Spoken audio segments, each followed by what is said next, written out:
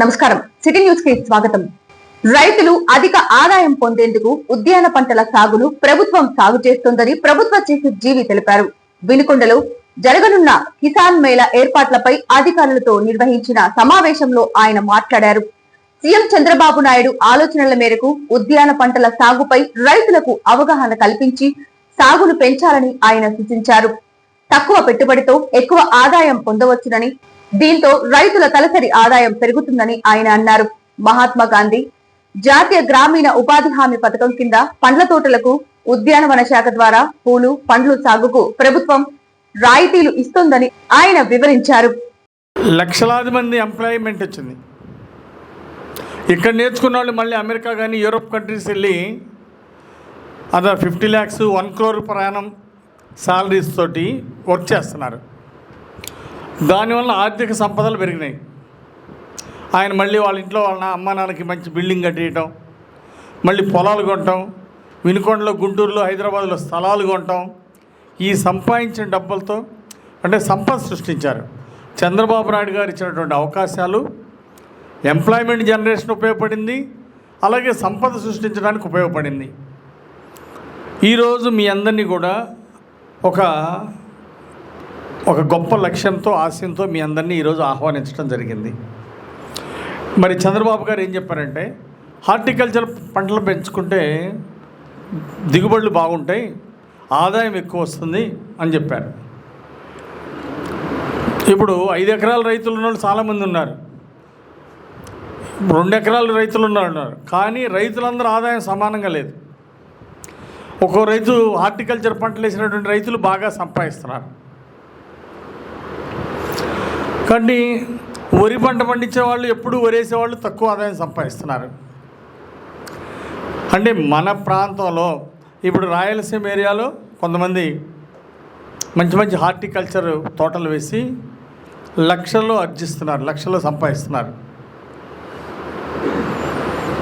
కాబట్టి ఈరోజు మన ప్రాంత రైతాంగాన్ని తలసరి ఆదాయం పెంచడమే మన ముందున్న లక్ష్యం, మన బాధ్యత.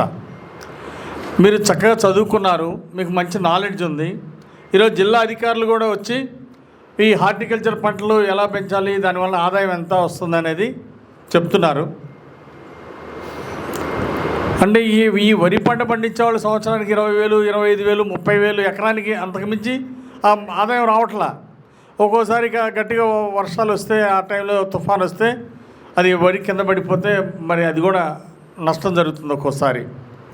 ఏదేమైనా సగటున వరి పండించిన వాళ్ళకంటే మొక్కజొన్న పండించిన వాడు ఎక్కువ ఆదాయం తీస్తున్నాడు. 40,000, 50,000 ఎకరానికి ఆదాయం తీస్తున్నారు. అంటే 10 ఎకరాలు మాగాణి పండించే రైతు కంటే 5 ఎకరాలు 6 ఎకరాలు మొక్కజొన్న పండించే ఆయన ఎక్కువ లాభం సంపాదిస్తున్నాడు. కానీ మన ఏరియా అంతా ఒక యూనిట్. ఇప్పుడు రైతుల సంపద ఎంత ఉంది, ఆదాయం ఎంత ఉంది? మనము ఈ 2 ఏళ్ళు బాగా హార్టికల్చర్ పంటలు ప్రోత్సహిస్తే అవి 4 ఏళ్లలో దిగుబడులు వస్తాయి. అప్పుడు మన రైతు ఆదాయం పెరగాల. మన రైతు తలసరి ఆదాయం పెంచటమే మన లక్ష్యం. ఇప్పుడు సపోజు మన ప్రాంత రైతాంగాన్ని ఒక 1000 కోట్ల ఆదాయం ఉంది అందరిది కలిస్తే, రేపు పండ్ల తోటల వల్ల ఇది 3,000 కోట్లకి వెళ్ళింది అనుకోండి ఆదాయం, అది మీ అచీవ్మెంట్ అవుతుంది.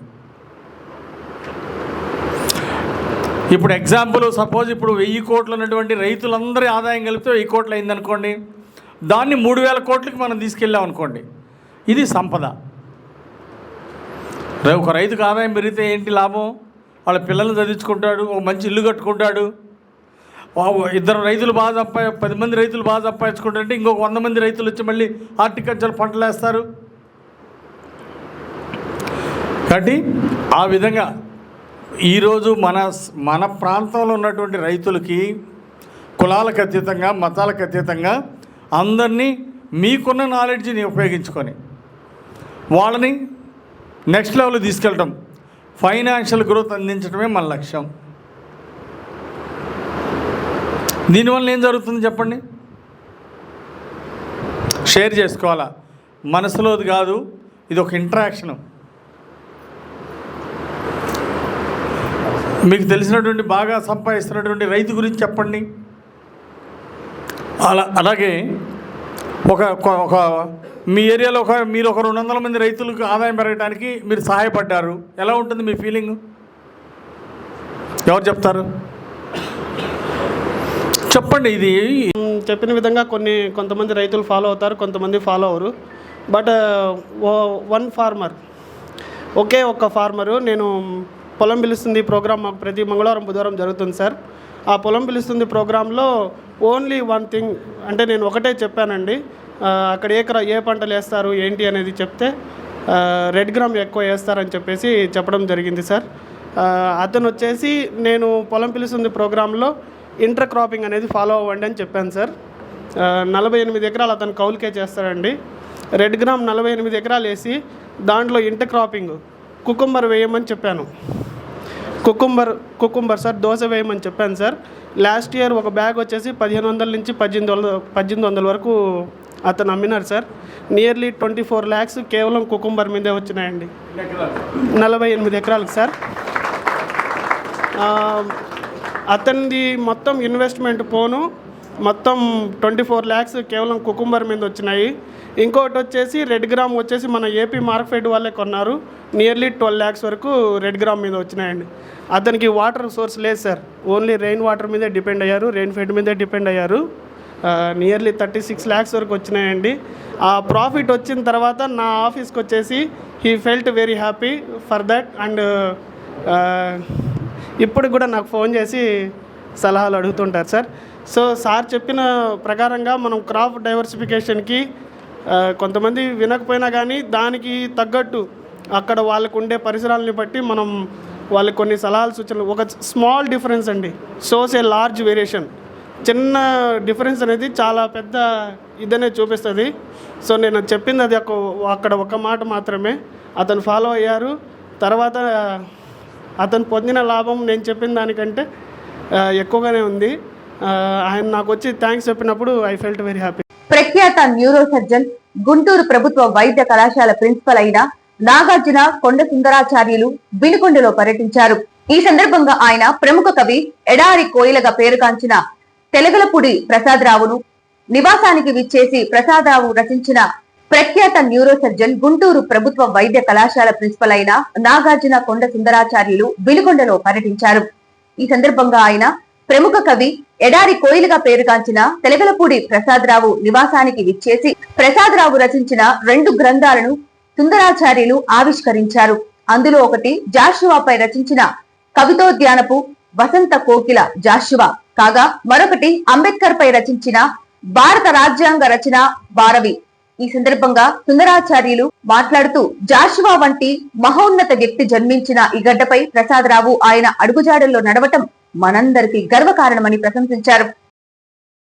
అక్రమంగా మద్యం విక్రయిస్తున్న 2 వ్యక్తులను అరెస్టు చేసినట్లు వినుకొండ ప్రొహిబిషన్ మరియు ఎక్సైజ్ స్టేషన్ సిఐ శ్రీనివాసరావు తెలిపారు.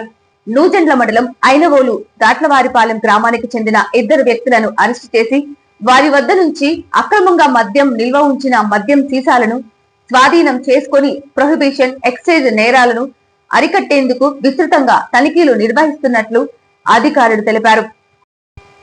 సావల్యాపురం మండలం పిచ్చుకలపాలెం గ్రామంలో రామసుబ్బారావు బుధవారం ఉదయం విద్యుత్ షాక్ గురై మృతి చెందాడు. వరి నారుకు నీరు పెట్టేందుకు పొలానికి వెళ్లి ట్రాన్స్ఫార్మర్ వద్ద కరెంటు తీగ ఊడి సప్లై రాకపోవడంతో ట్రాన్స్ఫార్మర్ వద్ద తీగను చుట్టే ప్రయత్నం చేస్తుండగా ప్రమాదవశాత్తు విద్యుత్ షాక్ తగిలి అక్కడికక్కడే మరణించాడు.